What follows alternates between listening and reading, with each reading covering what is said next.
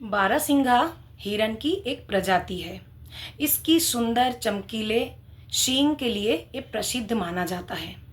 ऐसे ही एक बारहसिंघा वाला हिरन एक जंगल में रहता था। उसको भी अपनी सींग पर बहुत नाज होता था। दूसरे जानवरों को वो अपने सींग के लिए बहुत ही इंसल्ट करता था। वो हमेशा अपने सींग के लिए घमंड से इतरता था और उसके जो लंबे पतले पतले भद्दे पैर, उसके लिए वो हमेशा दुखी रहता था। वो हमेशा प्रकृति को कोसता था कि प्रकृति ने मेरे ऐसे पतले भद्दे लंबे लंबे पैर देकर मेरी सुंदरता को कम कर दी। मेरे पैर अगर दूसरे जानवरों की तरह होता तो मैं और भी सुंदर होता। तो एक बार क्या हुआ, बारहसिंघा पानी पीने के लिए जंगल में गया। अचानक उसको शिकारी कुत्ते की भौंकने की आवाज़ सुनाई दी। तो उसने सोचा कि शायद उसको कोई मारने के लिए इस जंगल तक पहुंच गए हैं। फिर जैसे ही उसने सिर मोड़ के देखा कि एक शिकारी अपने कुत्तों को लेके वहां तक पहुंच गए। उसने जान बचाने के लिए बहुत तेजी से वहां से भागा जंगल की ओर, लेकिन उसके पीछे पीछे शिकारी और उसके कुत्ते भाग रहे थे।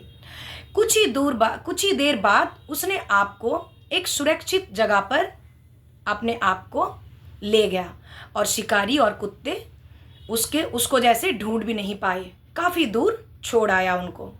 फिर वो अपने आप को सुरक्षित करने के लिए एक झाड़ी ढूंढ ही रहा था कि उसके सामने एक झाड़ी दिखाई भी दिया। तो उसने क्या किया, वो झाड़ी पर छलांग लगाया और उस झाड़ी पे छिप के बैठ गया। कुछ समय बाद शिकारी के कुत्ते सूंघते सूंघते वहीं स्थान पर पहुंच गए।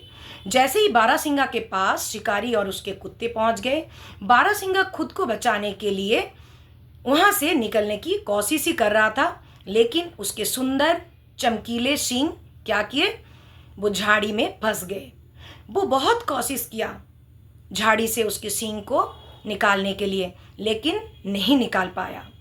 तब उसने क्या सोचा कि मेरे इस पैर भद्दे भद्दे लंबे और असुंदर हैं, लेकिन इन्हीं की वजह से मैं अब तक जिंदा हूँ। और मेरे सुंदर चमकीले सींग, जिसको मैं हमेशा जिसके लिए इतरता था, घमंड करता था, उन सींगों के कारण अब क्या हुआ, मेरा मृत्यु मेरे सामने आकर खड़ा है।